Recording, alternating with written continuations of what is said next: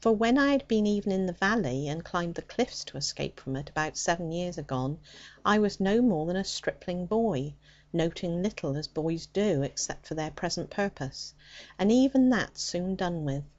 But now, what with the fame of the Doones, and my own recollections, and Uncle Ben's insistence, all my attention was brought forth, and the end was simple astonishment. The chine of highland whereon we stood curved to the right and left of us, keeping about the same elevation, and crowned with trees and brushwood. At about half a mile in front of us, but looking as if we could throw a stone to strike any man upon it, another crest, just like our own, bowed round to meet it, but failed by reason of two narrow clefts, of which we could only see the brink.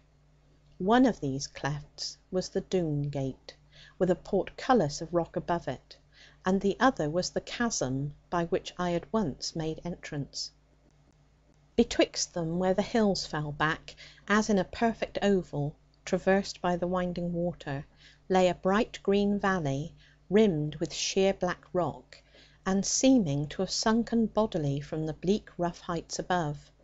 It looked as if no frost could enter, neither wind go ruffling; only spring, and hope, and comfort breathe to one another. Even now the rays of sunshine dwelt and fell back on one another, whenever the clouds lifted, and the pale blue glimpse of the growing day seemed to find young encouragement. But for all that, Uncle Reuben was none the worse nor better. He looked down into Glen Doone first, and sniffed as if he were smelling it, like a sample of goods from a wholesale house; and then he looked at the hills over yonder, and then he stared at me. 'See what a pack of fools they be?' 'Of course I do, Uncle Ben.' 'All rogues are fools,' was my first copy, beginning of the alphabet. 'Pack of stuff, lad, though true enough, and very good for young people.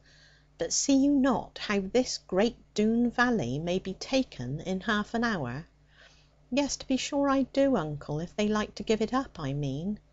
'Three culverins in yonder hill, and three on the top of this one, and we have them under a pestle. Ah, I have seen the wars, my lad, from Kyneton up to Naseby, and I might have been a general now, if they had taken my advice.' But I was not attending to him, being drawn away on a sudden by a sight which never struck the sharp eyes of our General. For I had long ago descried that little opening in the cliff through which I made my exit, as before related, on the other side of the valley.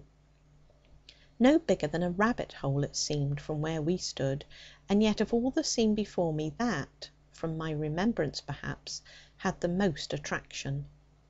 Now gazing at it with full thought of all that it had cost me, I saw a little figure come and pause and pass into it. Something very light and white, nimble, smooth, and elegant, gone almost before I knew that any one had been there. And yet my heart came to my ribs, and all my blood was in my face, and pride within me fought with shame, and vanity with self-contempt.